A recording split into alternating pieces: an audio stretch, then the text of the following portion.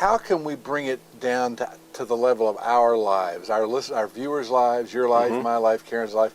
How does this apply on a daily basis, if that's a fair question? Sure, that's a good question.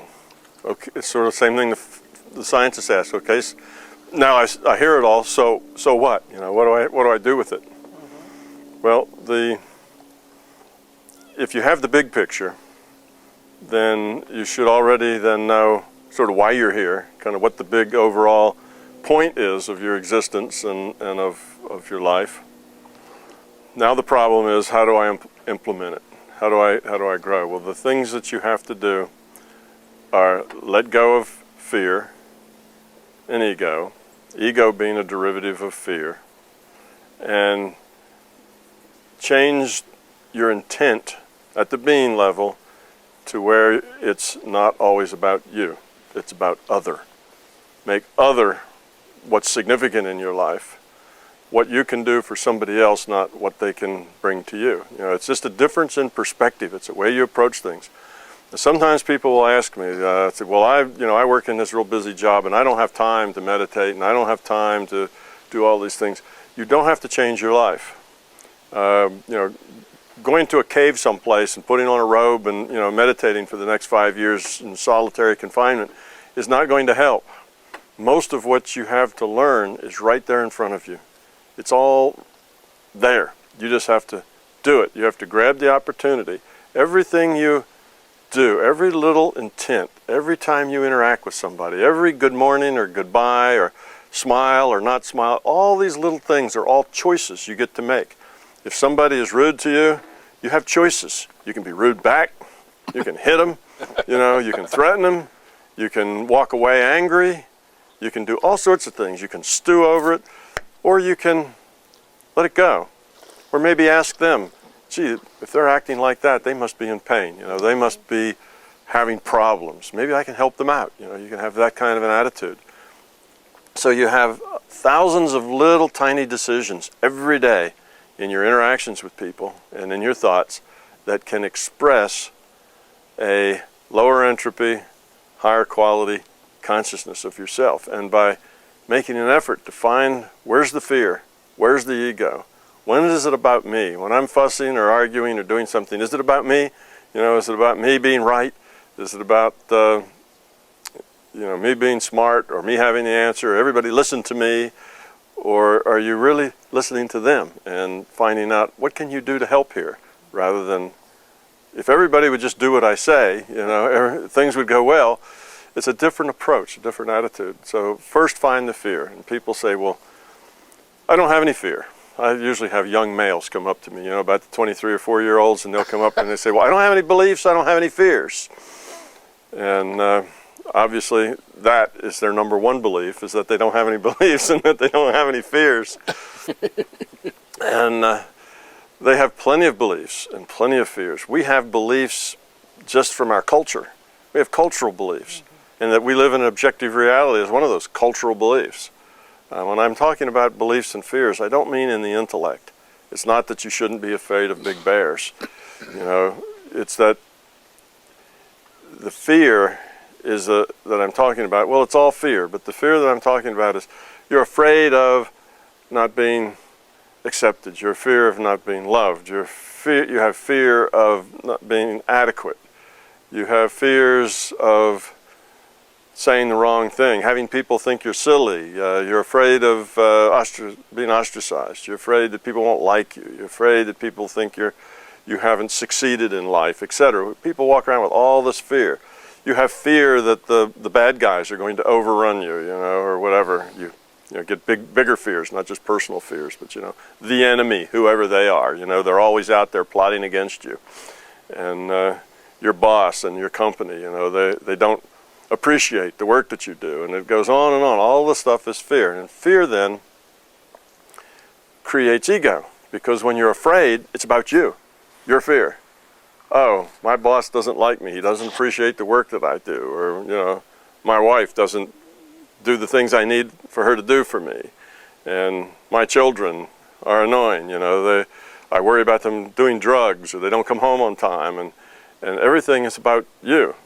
It's not really about them, even when you tell yourself that it's about them, it's mostly not about them. It's mostly about how you're disappointed, how you don't like it, how you are fearful for them. It's not so much about them, it's about you being fearful for them. You want them to do things the way you want them to do it. So if we see all these things and we realize that's just fear. We're living in fear all the time. It's not just the politics of the country beating the war drums and fear, fear, fear. There's a boogeyman or a terrorist behind every bush. We have all that going on in our lives. Besides, all the television is all about fear and violence. Plus the news is all about fear and violence. It's really difficult to live in this society without being all about fear and violence. We're just saturated in it all the time. I can remember when I was 6, 7 years old, I'd jump on my bicycle and my parents would say, "Be back before dinner." Yeah. And I was gone. For the day. For the day, all day long. In the summertime, I'd be gone all day or after school. And if I was back before dark or before dinner, no problems, no questions asked. That's just the way it was. Now, parents wouldn't let their child go out and just come back before dark. They'd think they were terrible parents. Look at all the boogeymen that would jump out and grab their child if that happened. We live in a different world now. We live with fear everywhere. And the first thing to do is to realize that we are living in fear. Second thing is to let go of that fear. Now that's easy to say and hard to do, particularly if it's a personal fear of yours. But there's only one antidote that I know of for fear, and that's courage. You have to get to the point where you can accept whatever. In other words, if you can think of the very worst thing that can happen, then accept it. And if you can think of the worst thing that could possibly happen and you accept, well, if that happens, I'll deal with it. And I'll deal with it with love and caring and do the best I can. I'll turn it into a growing situation. Well, then what's there to be afraid of? You've already accepted the worst. If you've accepted the worst, there shouldn't be anything else that should worry you about it, if you truly accept that worst. Now, if you're just doing this intellectually, it won't have any effect. You have to do it at the being level, that you will have to accept it. The other thing to learn about fear is that you are not in control. Most of What? most of what you think you control, most of us think we control something. We control certain parts of our life, that we're kind of in control. At work, we're the boss, maybe, and we control things. And you're actually not in control of anything important. The only thing you really can control is yourself. Everything else, you can perhaps bully in the short term to get them to do it the way you want it. But you're not really in control of much at all. So let control go. Don't need to be in control. So things just are. Your job is to deal with whatever happens to you with love and with caring. And whatever happens to you isn't really so important as how you deal with it. So it's not that you have to arrange life to be the way you'd like it. Let life happen however it happens. Let go of control. Let life just unfold in front of you and deal with it. Deal with it with love and caring. Make everything that you interact with a lesson. Everybody you meet a teacher that you can learn from. So these are some of the attitudes that'll help you deal with fear. Okay, you just need to have the courage to say, well, okay, this frightens me. I'm really frightened about my children. I'm really frightened about this or that. I'm really frightened that my mother-in-law might come to live with me. I'm really frightened about, the politics. The good guys, are not in whichever you think the good guys are. It doesn't matter. But you're frightened about all these terrible things that might happen. Just let it go. It is how it is. You're not in charge. You don't control it. Just accept it as it is and deal with it. And deal with it not by ranting and raving about it not being the way you want it, but deal with it by caring, learning, growing from it. Take somebody like, what was his name? Frankl. Viktor Frankl. Okay, now here's a man who's in a Nazi concentration camp. He's being tortured. His wife's been murdered. His children have been murdered at the hands of these same people. And he learns from it. He grows from it. He turns it into a spiritual lesson. He doesn't blame, he doesn't come out bitter. He doesn't come out terrified. He comes out with a whole new understanding of what's important in life. You see? That's an extreme. If Viktor Frankl can turn that kind of a situation into a win for him, then we ought to be able to turn much lesser problems and travails into wins for us, and we need to do that. So that's the thing. Look at your life. Find your fears. I know you think you have hardly any fears. That's true, but find your fears, examine them, realize their fears, and then have courage. Accept it. Go on. Stop worrying about what might happen. That's awful. Just accept whatever happens as an opportunity to grow. Everything's an opportunity. It's all fun. And you'll find then your life becomes joyous. You're like happy with things. Things don't upset you. Things are okay. You just deal with them. It's almost like, all right, give me another challenge. I'm ready. What happens next? This is fun. Have that kind of an attitude towards your life rather than, oh no, this is going to happen and I can't control it. And that's upsetting. So that's number one. Deal with fear. Secondly is try to give as much as you can give rather than get as much as you can get. It's about others. It's about what you can do to help somebody else. You will grow. You will evolve as you focus on others. If you're focused on yourself, say, all right, I need a little time for myself. This is about me now. I'm going to grow. I'm going to grow spiritually, and it's all about you. You won't grow very much. That's not going to take you very far because that's all just you interacting with yourself. You can get a little bit from that. The mystic that goes into the cave and stays there for 5 years, it's not that he can't grow spiritually. It's just that he grows in a very lopsided way. Some things he learns very much. He learns patience. He learns great meditation technique. He may spend time out in the larger reality. But then take that same man, take him out of his cave at the end of his 5 years and drop him on a street corner in New York. He'll be aggravated. He'll be upset. His ego will roar up out of him because these people are rude. There's noise, there's traffic, He can't deal with it. You say, well, that's a problem. You need to be able to deal with these things. It's not like you put yourself in a very, very protected environment and then you feel like you're master because you do so well and nothing ever trips your ego in that environment, right? But you need to be able to be like that everywhere. You need to be able to be like that when that guy cuts you off in the car and runs you off the side of the road. Instead of going into rage, you need to just deal with it and deal with it gracefully. The next thing to try to work on is living gracefully with uncertainty. So now that's the last of three things. One, fear, get rid of it. Ego, get rid of it. Care about others. Don't make you the center of your universe. Care about others. And lastly, you need to be able to deal gracefully with uncertainty. Partly that goes with you don't control. If you don't control, life is uncertain. All sorts of things are uncertain. You need to live with that. It's uncertain how your kids are going to grow up, what they're going to become. Very uncertain.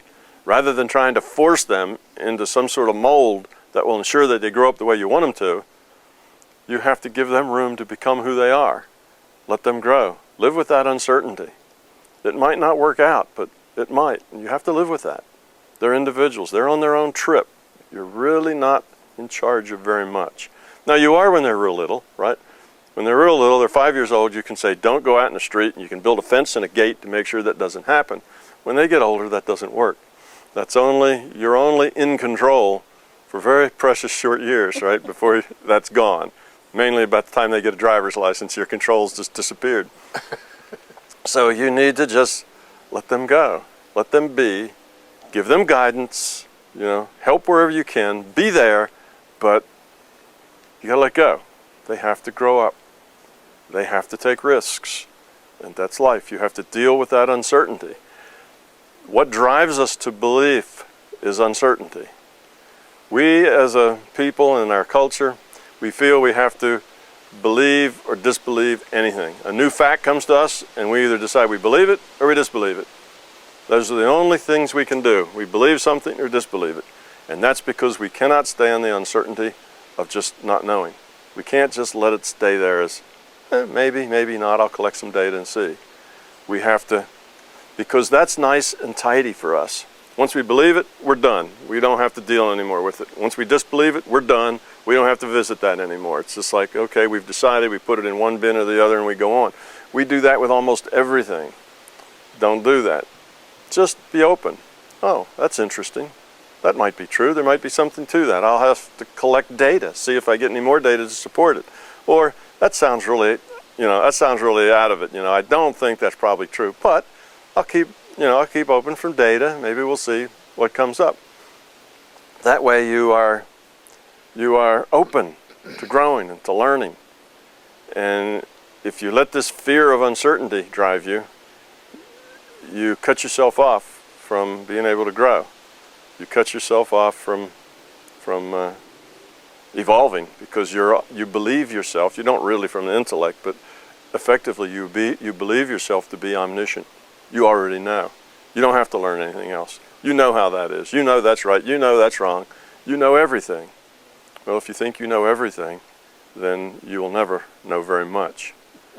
That's kind of the way it goes. So these are kind of the practical things that people can do. And you just have to work on it. I've had lots of people write to me and they say, boy, this finding fears thing is really difficult. And I tell them, just examine everything, examine your motivation. Motivation is kind of a synonym for intent. What's your intent in whatever you're doing? What are you really doing? What's really bringing you to do this? Examine your motivation for everything you do in your relationship. Are you doing this in your relationship because you're expecting that's going to induce them to do something that you want? Well, that's the wrong motivation. You should do something with them because you think that would be helpful for them and they like it, period. It's not about then trading something back for what you want. Look at your motivation. And if your motivation is just out of love and caring for others, then you're on the right track. If it's anything else, then you need to take a harder look at it and see what really is it. Why do I do the things I do? Why do I act the way I act? Why do I feel the way I feel? Why do I get this, why do I get angry? Why do I get uptight? Why do I get frightened? Go back to the causes as best you can and then deal with them. Have the courage to just deal with them and let them go. That will get you farther than most anything else. So it's just everyday little trivial things. Always be aware of the motivation behind what you do. And don't trick yourself, because if you listen to your intellect will tell you that your motivation is always that you are true, wonderful, terrific, and just thinking of everyone else. But that's your intellect. What's really going on underneath that intellect? Our intellect is a good thing, but it only, I shouldn't say it only, it's a very good thing, but it primarily serves to justify what it is that we want to do. What we want to do bubbles up from a deeper level. It comes out of that fear and ego mostly. And then we use our intellect to justify why it is the good thing to do and why that's what we should do and why we are true, clean, brave, reverent, and whatever for doing that. It justifies that we're good people for what we're doing. Don't believe that intellect. Dig deeper than that. That's the person that says, I have no beliefs and I have no fears. That's all coming out of their intellect. That's not really what's inside.